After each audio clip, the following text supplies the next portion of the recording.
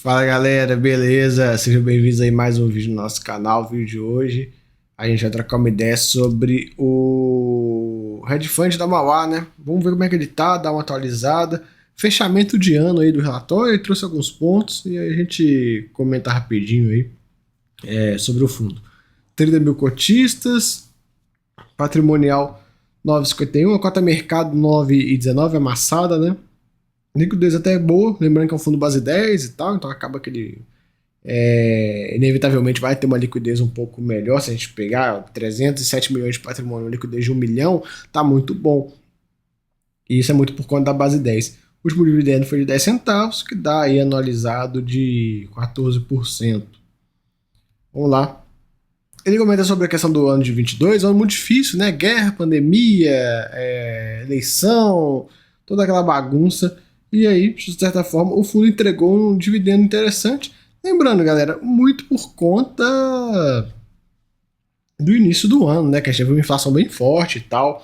Então, mais que a obrigação do fundo, né? Entregar esse nível de dividendo com o nível de inflação que a gente teve no primeiro semestre, né? Enfim, a gente sabe, né, que os fundos da Mauá tem essa pegada, né? Ele comenta isso aqui de parte, né, a maioria das operações serem estruturadas pela própria gestora. Isso é bom, porque aí acaba que a gestora tem uma capacidade de originar as operações, pega a operação lá do zero e tal. Eu já comentei isso em outros vídeos, é muito bom. Ele faz um comentário também sobre aquela porrada que o Mauá High Yield pagou em dezembro, e aí ele recebeu agora, né? Já vai virar caixa no próximo mês. E isso vai ajudar, né, o fundo a manter um patamar de distribuição no primeiro semestre entre 9 e 11 centavos. Esse aí é o guidance que o gestor passou para a gente, né? Lembrando que a Mauá gosta dessa pegada de manter um patamar estável de dividendos, né? Ela não fica naquele sobe e desce, não. Eles escolhem, vai ser entre essa banda de valor, ponto. Okay? Eles não ficam variando. Então ele até coloca aqui, ó, parte desse resultado irá compor reservas para os próximos meses, seguindo essa filosofia de estabilidade de dividendos. É a pegada deles, eles gostam assim. Tem gente que não gosta disso e tal, eu acho legal, fica tudo mais previsível, mais fácil de investir dessa forma, né? Você não precisa ficar fazendo conta de padaria para tentar descobrir quanto que vai pagar no próximo mês, você simplesmente já sabe aí e segue a vida.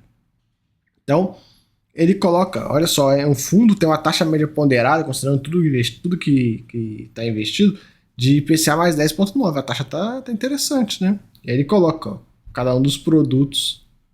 A gente vê, a taxa da carteira de crédito dele tá bem interessante, IPCA mais 10,8. Não é uma carteira maluca nem nada, é uma carteira de certa forma ok, e com uma taxa dessa, né? Aqui o resultado do mês. E um ponto que eu quero comentar é a questão das despesas, que foram bem elevadas. A gente vai falar disso aqui já já. A base de cotistas vem crescendo forte, né? A gente vê aí de dezembro de 21 até dezembro de 22, mais de 10 vezes, né? Mais de 10 vezes. Agora, o ponto que me incomodou nesse mês foram as despesas. Olha só, vamos para a DRE aqui primeiro, só para a gente matar isso já. Olha só, ele não discrimina, né, as despesas, mas foram 30%. 30% da receita do mês, cara, é muito alto. É extremamente elevado esse nível de despesa. Então, isso me incomodou esse mês. Eu olhei isso aqui e falei, pô, desse jeito fica difícil, né? Muito dinheiro que tá indo embora, né?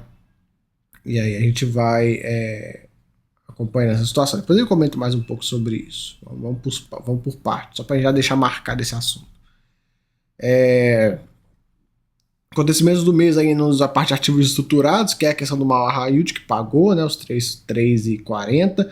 Parte de crédito, de CRI, não teve alteração, né, 25% da carteira do fundo. Fundos imobiliários, ele terminou o short no ALZR, fez um resultadozinho de CDI mais 2,23 e vendeu um pouco de VBI. E a ideia é que a passagem de fundo imobiliário dele fique entre 20% e 25%, tá aí no que eles já querem colocar, sendo dividido entre 50-50 entre papel e tijolo. Essa é a pegada dele. Aqui a gente vê um gráfico de alocação, né? E a parte de fundos de CRI listado praticamente estável nos últimos meses. Eu gostaria de ver esse número crescendo, né? Tanto de fundo de papel barato, não tem por que não comprar, mas pelo visto ele não vai fazer esse movimento, né? gráfico de dividendo e tal, tudo mais, pagou os 10 centavinhos, né, botou dólares no bolso. E aqui a questão das despesas, né, a gente acompanhar isso aí. Então, ele coloca, ó, aumento das receitas dos ativos estruturados por conta da distribuição a maior feita pelo Mr. Haywood. Já o aumento das despesas veio da taxa de performance. Tem que ter, né? Tem que ter. É foda porque eles não discriminam assim de forma completa, porque aí a gente podia ver quanto que é a recorrente e quanto que foi de taxa, né? É complicado. E ele coloca, né, que não deve ter taxa de performance aí no primeiro semestre de 22. E aí, de acordo com eles, deve reduzir, juntamente com a questão das compromissadas, que o fundo hoje não tem, deve reduzir a despesa do fundo para cerca de 250 mil por mês. Então vai sair desse patamar de 1,5 milhão para 250 mil. Fora que tem a compromissada. Por isso que eu falo, tinha que estar discriminado, porque aí a gente vê o que é compromissada, o que é taxa.